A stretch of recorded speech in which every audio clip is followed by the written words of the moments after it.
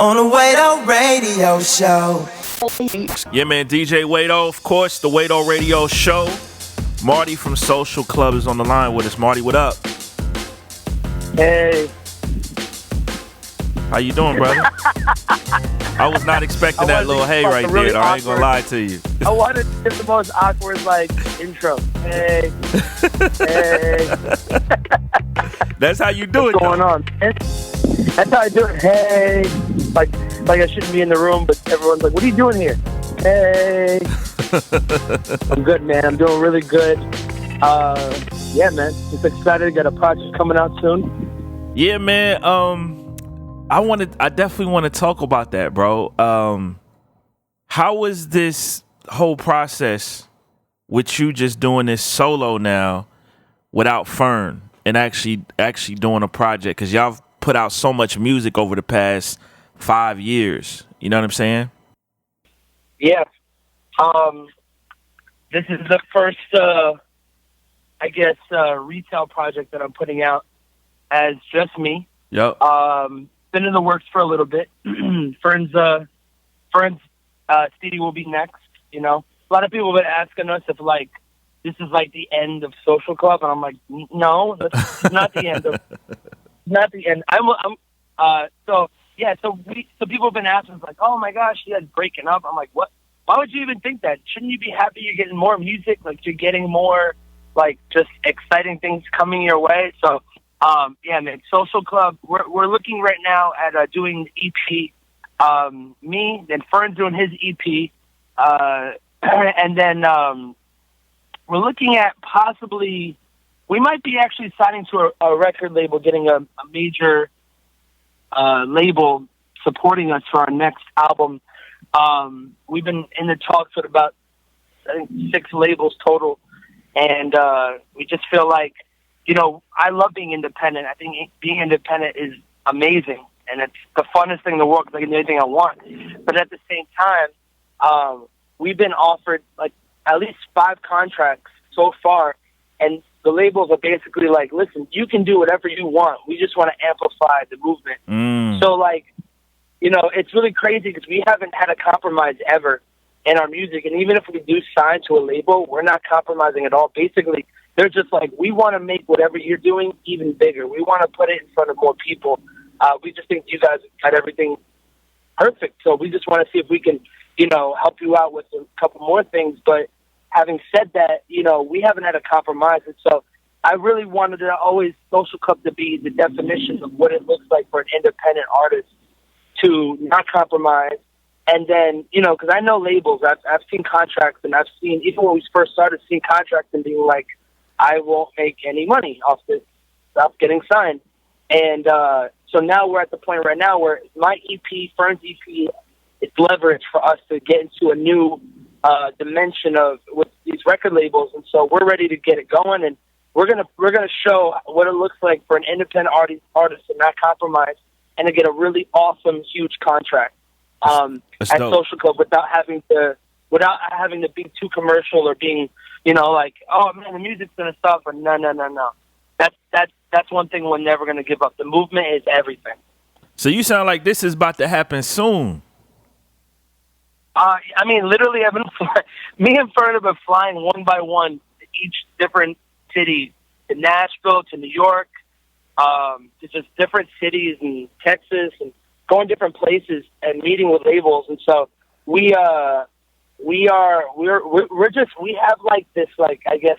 this laser focus on what we want to accomplish, what do we want to do, and how can we steward this properly, what God's given us. We're really honored to be where we are right now, and it's time that the independent artist can shine. And I'm all for the independent artist because I'm all for the person who says listen, I can do what God's called me to do, and I don't need to have everything go right. I can just be faithful and say, God, I will do this, and you have to make the way. And you got to do it. And if it doesn't work out, maybe it's I don't know. Maybe it's not meant to be. I don't know. But we've really just prayed. I mean, we prayed so much and been God, if you want us to continue doing Social Club, continue blessing us, continue opening doors for us, and He has. And there's so many right now. We're at the edge of just this huge explosion that's about to happen. So we're really excited. Man, that's what's up, bro. That's definitely what's up. I'm gonna go back to the original question. What was it like for you recording Yeah, I this? got off subject. Nah, I'm glad you shared that though. Trust me, I'm glad you shared that. Yeah. But I mean, just creatively, you know what I'm saying? Like, Yeah. because you guys' chemistry is like crazy. You know what I'm saying? Like real talk. And I know obviously you've done stuff without Fern and likewise, but just at this point, with all the success, with all the, you know, as tight as you guys have become with all the touring, you know, just now, just kind of getting back into that Marty space. What was that like? It was well, at first, the whole initial conversation of, all right, what's the next move? Where do we want to see ourselves? We were talking about this during when we were doing Us album. We were like, let's do one more album, and then we'll do some EPs and drop some solo, because we really feel like at the end of the day, you know, you're going to get different music when you hear Fern, and you're going to get different music when you hear Marty, and you're going to get different music when you hear Social Club. We have, you know, Fern's like the OG from the street. Like, Fern's going to give you perspective and just a fresh perspective on life, and family. I mean, he's married and all this great, you know, he's a different life than I do. And then I have a different perspective as well. You know, I come from the suburbs. I come from, you know, I don't really come from much, I guess, you know, street. I just don't. It is what it is. You know, my parents always prevented me and smacked me around before I got the chance to. Even living in New York, even living in Fort Lauderdale, my parents were like, "You're not going outside. We're going to tie you up and we're going to, you know, glue your hands to the wall." But so you live the sheltered life, is what you say. Yeah, but together we cover a lot of ground. Together we show that, you know, first off, anybody is welcome. It's just so cool because if you see Fern and his friends, it looks like a Wu-Tang video. He's got all these guys, and it looks like Wu-Tang's with him. And then you see my friends, and then it looks like just Childish Gambino's hanging out with me. You know, it's just, we have totally two different, just, I guess, crews, but together we come together and we love each other, and we're cool with, you come as you are. That's what we always say, like, come as you are to our shows or even to our music. Like, you don't have to be a rap aficionado to like our music, and you can be, like, you can be whoever you want. We just love you and want you to come. So with Fern, me and him, we make a certain sound. Now, for me, my music's is going to be a little bit different. Every song on this project has its own life. Last night I premiered a song for 2 hours, and literally my mentions and my everything just went crazy. I just premiered the intro, and just to show, I want people to understand that they're not going to get like a Social Club sound. They're going to get Marty's sound, and it sounds different than Social Club. But, you know, you always have the heart of the Misfit involved in everything we do. So it might shock some people. Originally, the name of the album was called Songs I Don't Care If You Like, because I was like, I want you to come into the album thinking you don't know what you're going to expect. And if you have that perspective of, like, I'm not here to hear cops. If you think that, then you're going to be fine. If you're like, I'm looking for the cops and I'm looking for the carpe diems and I'm looking for the heavy hand, like, that's something that we made as like for fun. Like, we made that for fun. But for me, I kind of took a different toll. Some of the music is a little darker, and some of the music is very light. Like, I have a doo-wop song on the album, and that's going to be really weird. I don't even know how people are going to take that, but it's recorded live, and it's really weird. I have a song on the album that's very soulful. So hold on. So like you're singing? You're singing this doo-wop record? I'm singing. I got background singers. It's Marty and the Jets. Got a little band with me. It's going to be really weird. And then I have another song that's very soulful. It sounds like some Outkast, like some really weird Outkast music that I love it. And then I have some music that sounds like Party Next Door. It's not. I didn't intend to be like, hey, let's make a song like them. It's just, we made this beat, and I just started doing whatever I wanted, and it just kind of came out real cool. Like, there was not a lot of hands involved in the project. Basically, me and Wit. He produced the whole album. I went to Delaware with him, and I was just like, let's just make songs and see what happens. And in like 3 days, we made like 7 songs. Wow. So, yeah, and then I came back, and then we made some more songs. And then I was like, all right, let's just keep 6, and let's focus on these. And it happened so quick, and it was perfect. I really feel like this project covers a lot of ground, and it shows Marty as an individual. And I think it's going to stretch the life of Social Club, because now, like, I'm kind of getting things out of my system. So when I jump into the next social, my whole perspective on even making music is now different, because when you're doing an album, really you're featuring on the song. You have one verse, and you have another guy's another verse. This new CD, I have like songs where I have 3 verses or 2 verses or one long 4-minute verse. So it's a totally different. So weird. It's gonna be weird. Wow. Why did you settle on the title Marty for President? Because you said you had considered another one. Okay, so I'm gonna be totally honest with you, and I'm just gonna give you all the secrets that rappers don't want to tell you. Sometimes we do things. Sometimes rappers and people, we do things and we don't think about it. We just say it, like, "Hey, Marty for President," and then it's so funny because my mom was like, "What does that mean, Marty for President?" I was like, "Let me think of something," because I really don't know what it means. I said it in a song with Fidel. Yep. And I was like, "Hey, I like this song. I like saying it." And people kept posting it on my Instagram, Marty for President, Marty for President. So I was like, you know what? It just looks cool. And then I had my friend draw me. He drew me in this general costume, which I want to talk about later. Someone thought I was putting Nazi symbolism. I don't know what the heck they were saying. We'll talk about that later. But yeah, I'm like, I'm Puerto Rican. Why would I even know about, like, I don't know. I'm saying I'm Italian. What do I know about Nazi symbolism? I don't, So so we made the cover art, and we were trying to fit this whole script of songs I don't care if you like. And I was like, you know what? Let's call Marty for President. So long story short, my mom's like, what does that even mean? And I was thinking about it, and I remember when I was a young kid, I was like, they're like, what do you want to be when you grow up? And I was like, I want to be the president of the United States of America, I want to be this guy. I want to be this. And I was thinking about it, and it's kind of like, I didn't even know, but I stumbled upon this thought of, when we're young, we think that we can do anything. When we're young, we say, what do you want to be when you grow up? An astronaut. Oh, what do you want to be when you grow up? I want to own this. And then as you get older, that dream doesn't become a reality. It just stays a dream. And it's almost like people, as you grow up, begin to tell you, that's impossible. You can't do that. Or it's too hard. You're not going to be able to do that. Or you don't come from the right place to be able to go there and accomplish that. And it's almost like as you get older, you forget the dream, and you begin to be like, wow, maybe I'll just settle. And so I guess what I want to do with this project is and it's so crazy because the songs align with what I'm saying. I want to be able to make you remember, like, listen, with God, anything is possible. Like, you could be whatever you want. You just have to work hard and just trust in God, and God opens doors. Like, and I believe that Marty for President is almost like, listen, when you're young, you want to be something great, but then when you get older, sometimes we settle. Don't settle. Be the best you can be.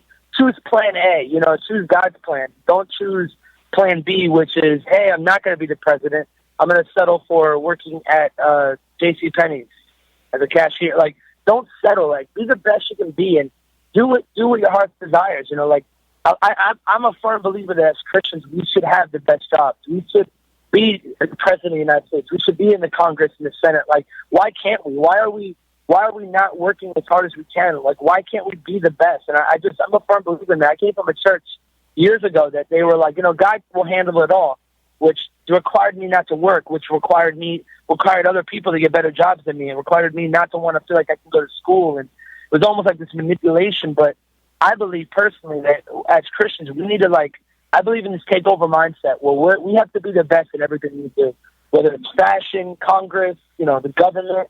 Everything we do, let's be the best. Let's be excellent. Let's show, Christ in everything we do. Give our best to everything. When people ask, like, listen, this is the standard I live by. I'm not going to give second best. I want the best. So it's good, bro. Remember, I guess this may be about a year ago now. Remember when Kanye was doing all those interviews, and he spazzed out on Sway. He was at the Breakfast Club. He was just doing this whole round of interviews around when he was doing that tour. I was watching an old one he did around that time with Jimmy Kimmel, and he was talking about how people have just tried to keep him in that rapper box, and he was like, yo, I'm 36 and I got so many other goals in life. And I bring that up because it reminds me so much of what you're saying right now. And I'm just curious for you as a young dude, what are some of the other goals that you have in life besides just, what you're doing musically right now? Yeah, I mean, I think rap is, I kind of stumbled into rap. I know that there's a lot of rappers out there that kind of like have always worked and wanted to be a rapper. And for me, I never really thought I would ever hit Billboard. We hit top 10 Billboard a bunch of times. Like, I never thought I would do that.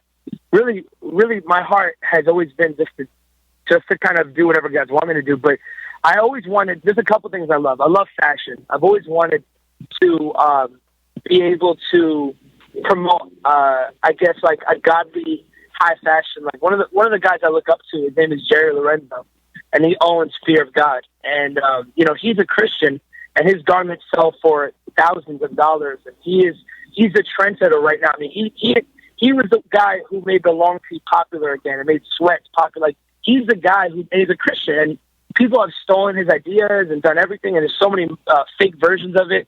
And I was watching an interview, actually, he was at my church, and they were talking to him, and he was like, listen, why would I get upset at what God gave me? God gave me this idea. Why would I don't care if someone steals it. I mean, this is not even my idea to begin with, and so he's Christian, and he designs for, Kanye West, he designs for some of the biggest artists and really in the globe, all the good music, all of those guys, but he's Christian.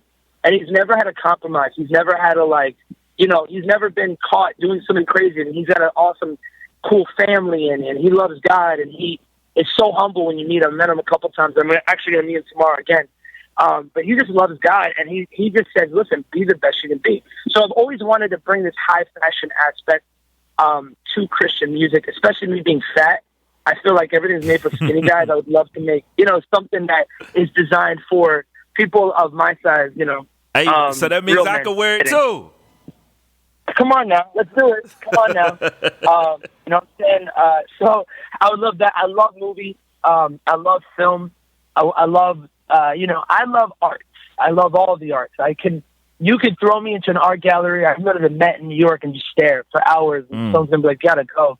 I love it. I love art. I love seeing creative people and being around creative people. And I think my major goal, I guess you could say, would be I want to change the way people look at Christian art.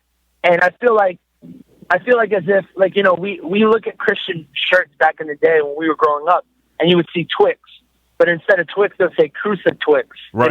Oh, wow, that doesn't say Twix, that says Crucid Twix. Like, play on words. I get, or it would say, instead of Sprite, it would say Spirit. And then, we had corny Christian clothing lines. And I mean, it's so funny because I'll wear it just for fun, just as a joke. But to be honest with you, you're not going to see someone look at that who's not a Christian and be like, wow, I want to wear that. That looks so good.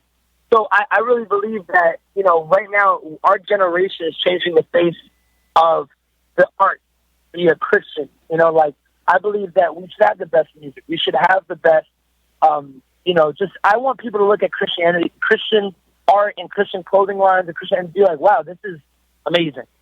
It doesn't have to be classified as a subgenre. It's just that good where it stands out, and, my phrase I always say is be so good you can't be ignored. Why can't we be so good? Like, why can't we be the best DJs? Why can't we be, the best, artists that there are? Why can't we just be the best and promote Christ while we're doing it? I believe that to me is my goal, is to make Christian art and Christian music so good and so just creative that people are like, I know it's Christian, but I still want to listen to it because it's I love the song, Yep. And we've had people say that to us over the years, where it's like, I'm not Christian.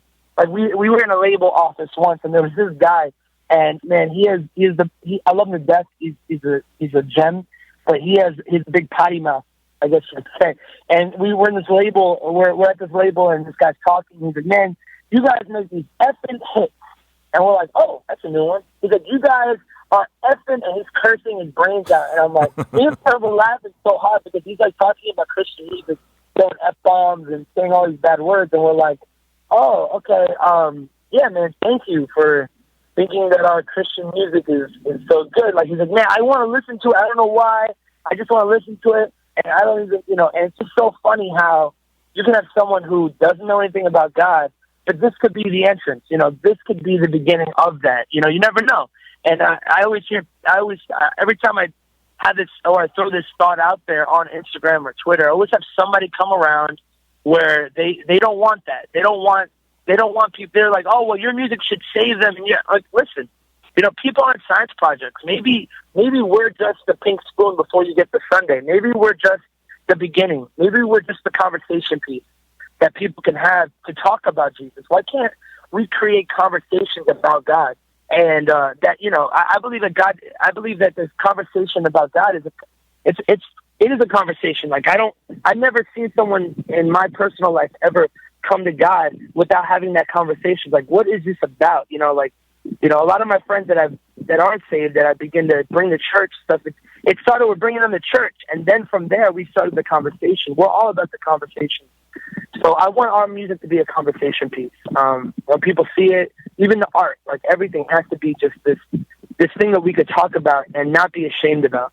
So it's interesting, man, because I've always felt like one of the strengths of you guys' music is that it comes across conversational. Like, I almost feel like when I'm maybe not like a record like Cops, because that's more like a party record, but I think a lot more of the introspective music you guys have done that's slower, not the turn up stuff, is definitely way more conversational. So clearly that's kind of always been an intent, right? I even think that Cops is a huge conversation piece. I mean, that's one of our biggest songs. It's a conversation piece, but it's not. What I'm saying is actually being conversational. Like, in the song, to me, while you're doing it like that. Like, Cops makes me want to party, whereas Great Song feels more like you in front of having a conversation with me, if that makes sense. And you're talking about Jesus. Yeah, absolutely. I mean, that's how I was brought to church, was through a conversation. Sure. No one ever met me in the street and was like, "Come to church with me." I had friends, and I was like, I made fun of it at first, but because I didn't understand it. And I was the person that, I know when they brought me to church, I was the rough ends. I was the guy who made fun of church. I was like, listen, why are they talking about so much blood? Why is there blood everywhere? So and then it's so crazy because that conversation, that bringing me to church, it started the conversation. Me saying, maybe let me look at this again. Let me see what this is all about. And 10 years later, from being saved at 18 and brought to church, now I'm serving God, and now we have a ministry that affects misfits all around the globe. So sure. Do you still feel like a misfit at this point in your career? And I mean it from the standpoint of, I know when we were first doing interviews, you always talked about, man, I don't necessarily feel like I fit into this Christian rap space, and now in many regards, you guys are leaders in it. And even when I'm talking to other artists, there's so many dudes that's like, yeah, man, Marty or Fern helped me with this. They helped me come up with my name. They helped us with this. Da-da-da-da-da. Do you still feel that, not necessarily in the sense of the world, because I understand the bigger misfit part of it, but just kind of in this Christian rap space? I mean, I can tell you this. For us, I see the genre. I mean, we go to festivals and we see it. And to me, I still feel like we are misfits. We're the only. A lot of times we go to these festivals, these big, huge Christian, festivals and music, and there's thousands, tens of thousands of people there, and we are the outsider. We're actually the only guys with like no label there. We're the guys who are like, hey, who's your booking agency? And I'm like, well, we have our own girl who does it, and she is professional, but we don't have a booking agency. This is an office of 3 people.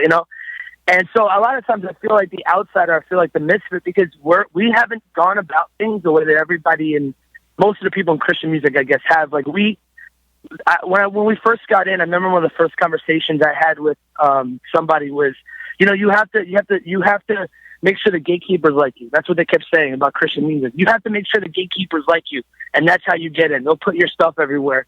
And I was like, I don't care about the gatekeepers. Let's kick down the gates. Let's do what we got to do, and it's about people. It's not about rap. I don't care if rappers buy my music. That's not the goal. Unless they're misfits, I want misfits to buy my music. I want people who feel like they're drowning. People who feel like they just need a fresh, vision of Jesus. I don't know. I want people who are real people with real problems to listen to our music. I don't want people who who are going to criticize it. And most of the time, a lot of the problems we have are with other rappers who just feel like, I don't know why, they just feel like they hate us. And I'm like, okay, well, I'm happy you hate us. I don't know why, but you hate us. And everything we do, I always feel like the misfit. And it's just what it is. Like, we're able to lead this big movement, but the truth is that we're looked upon as misfits. We're looked upon the guys that don't have a label. We're the guys who've been totally independent. We're the guys who, have been from the grassroots. We never had any. We're not on the radio. Like when we go to these labels and we talk to these companies, they're like, "So what songs do you have on the radio?" I'm like, 0. All right, so where do you promote? Instagram. Where do you do this? I'm like, Twitter. They're like, so you do no promotion? I'm like, I guess not. And they're like, well, how are you on Billboard? I'm like, I have no idea. God, you know what I'm saying? Like Jesus, I don't know. So like, we don't really fit in like with most of we're just grassroots. We just have misfits who love God, and we just are trying to do the best we can do, making music that is so good that, you want to show your friends, you're not embarrassed to. I remember the first time I ever brought someone to church, I was so excited. As soon as I go to church, the pastor's like, let's talk about the book of Revelation and how this is. And I'm like, oh, no, why did I bring you here? Like, it's the worst Sunday to bring somebody to church. And, I don't want people to have that experience with our music. I don't want people to listen to our music and be like, oh, this is the song that talks about how I killed a demon with a gun Bible. I want people to be like listening to this when they walk into, Forever 21, or I want them to be like, what song is this? And then the song begins the conversation. Sure. So, I mean, I still feel like a misfit to this day. We always do. There's something like, we don't even have a manager. We don't have a label. Like, we nothing. They're like, who's your manager? I'm like, me right now. Oh, okay. Well, then who's this person? That's going to be Fern right now. Like, that's just how it is. So. I feel that. Who are you voting for president, man? Who am I going to go for president? Yeah. I don't know, actually. I don't like anybody. I mean, I think right now it's almost like the WWE. Like watching Donald Trump is very entertaining because he's like making everything like the World Wrestling Federation, and then there's just so many things going on. The truth is this, it's so funny because Fern is the best at politics. Like Fern knows politics like nobody else. Really? But the thing is, Fern can't vote. Yeah, but Fern can't vote because of his record. Yeah, his record. So I can vote, but I'm like, I don't really pay attention to politics because the truth is I never taken I don't pay attention to sports either. I just never really got into sports, maybe because I'm just too fat for them and I just don't do them. So I don't do them. Like, I don't know, but I never was really into politics, but I'm always into people.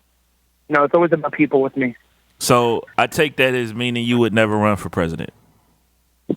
You know what? I would do a terrible job. Terrible job. As a kid, I wanted to. I was like, I have video. I'm like, who do you want to be? The president of the United States of America. And then, okay, then who do you want to be your vice president? My mom. Like, that's what I thought as a kid. So, I'd probably make a horrible president. I don't know, man. The Misfits might love you, though. Yeah, I would be like, I would just mess up everything.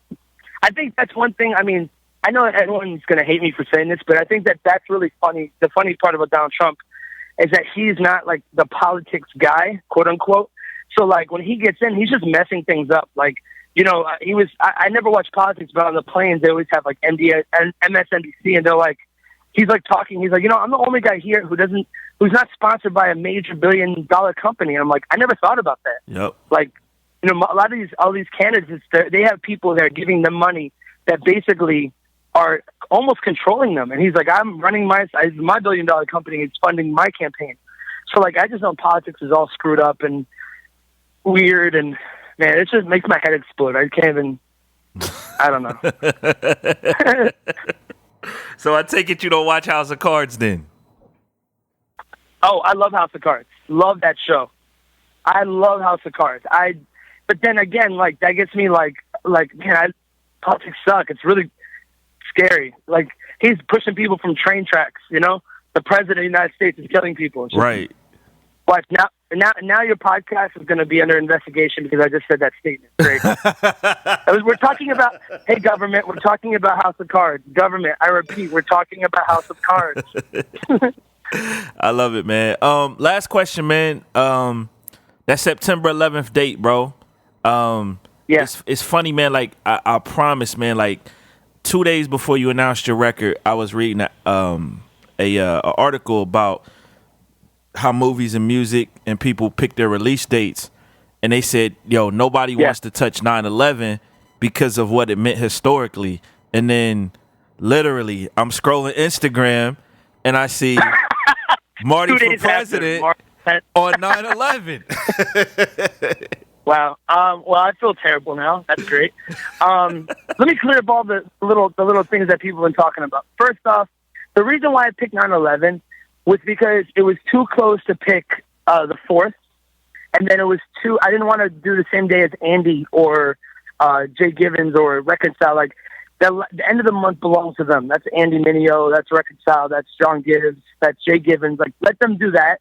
And then I was like, no one's dropping the 11th. Why not? And it's so funny because last night I'm looking through every release. There's nothing being released on 9/11. So I'm like, this just is you, bro. And the funny thing is, it's called Marty for President. Like, I'm like, great. Like, this is not looking good for me. But I'm not the only guy releasing music. And then the other thing I wanted to talk about. So the other day, I'm on Instagram and someone goes, "How dare you be dressed in?" He's like, "There's steel crosses on your neck, which is Nazi symbolism." And I was like, he's like, "Can you address that?" And I'm like, "All right, yeah, I'll address it right now." Number one, I'm like, 3 crosses? Weren't there 3 crosses? Like, there's 3. Jesus was in the middle, and the 2 guys on the side. Like, okay, who cares about that? Second off, it's iron. Like, I was like, I'm not German. I have no idea what the heck that this even means. I don't know. So like, I didn't literally. You know how I got the album covers? I went to a restaurant and they had all these different important people, like Bruce Lee. And like just a bunch of celebrities in general costumes. And I said, one day I want to be, it was me and D-Flow, and I was like, one day I want to be on the wall in a general costume. I want to be that famous that I'm iconic, like, you know, Andy Warhol in this general costume. And then I was like, listen, what if I made my album cover that? And so literally we just remade the picture. I had a friend of mine, his name is Spiff. He drew the entire thing. And then I had my friend Jacob just kind of put it all together, and that was it. Like, we did it the day that I released it, which was the same day that all the songs were mixed and mastered, which means it was the same day that I could either pick the 18th of September or the 11th. So I picked the 11th because that was like the closest day. I hate announcing stuff, and then you have to wait 9 months to get the CD. Like, I wanted to drop it as soon as I could, so that was the 11th. Yeah. Do you and Fern plan on doing like solo shows or solo tour or anything like that? You know what? To be totally honest with you, one of our major plans is we wanted to do like a let's say I open up, then Fern's the next, and then we end it with a social club show. We wanted to do almost like the Watch the Throne tour with Jay-Z and Kanye. Like, one thing we hate is we go on tour, and sometimes like we'll be on tour. Like, we very rarely even go on tour with other acts, but when we do go, we like sometimes it's like 5 people performing. So we had to write in our contract, like, it has to be 3 or less. Like, we're not performing with 7 people, but what's happened is, like, now if you see Christian tours, it's like 7 people on the bill. And I'm like, that's just too much. Like, why can't we just do our own tour and have just me, you, and maybe another, just one extra act, but just me, I'll perform, Fern could perform, then it could be Social Club as a whole. Like, why can't we be the tour? So, I mean, the thing is, at the end of the day, we're Social Club forever. This is something where, before we started, we were solo artists. You know, this is what we do. We want to create more content for Misfits, and there's a lot of people who like me who might understand what I'm saying, and there's some people who are going to like Fern and understand what he's saying better than they like me, and I'm okay. We're totally okay with that. At the end of the day, we're just trying to glorify God, have fun, you know, create conversations about God, and, I mean, that's it. Love it, man. September 11th, Marty for President. Full show. On the Way Radio Show. On the Way Radio. On the Way Radio Show. Where it's much more than music, it's ministry.